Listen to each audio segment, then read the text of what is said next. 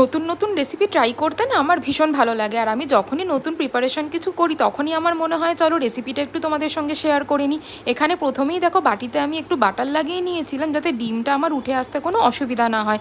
দুটো ডিম আমি ফাটিয়ে নিয়েছিলাম আর ওপর থেকে দিয়েছিলাম নুন আর অরিগানো। তবে অরিগানোটা যদি তোমাদের বাড়িতে অ্যাভেলেবেল না থাকে তোমরা কিন্তু চাইলে এটাকে স্কিপও করতে পারো।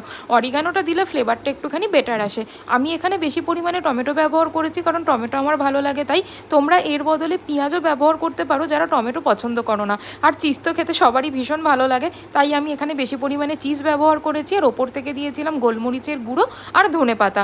গ্যাসের জলটা আগেই ফুটতে দিয়ে রেখে দিয়েছিলাম, তারপরে বাটি দুটো প্লেস করে দিয়েছিলাম 7 থেকে 8 মিনিটের জন্য। এরপর এটাকে ঢাকা দিয়ে দিতে হবে।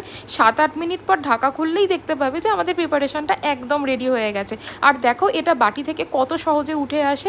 এটা বাটি থেকে উঠে আসতে কিন্তু কোনো প্রবলেম হয় না। এটা দেখতে যেরকম সুন্দর হয়েছে এটা খেতেও কিন্তু ততটাই ভালো লাগে। আমি তোমাদেরকে কেটে দেখাই যে এর ভেতরটা কীরকম দেখতে হয়েছে। তোমরা এটা বাড়িতে অবশ্যই ট্রাই করবে আর আমাকে জানাবে। টাটা।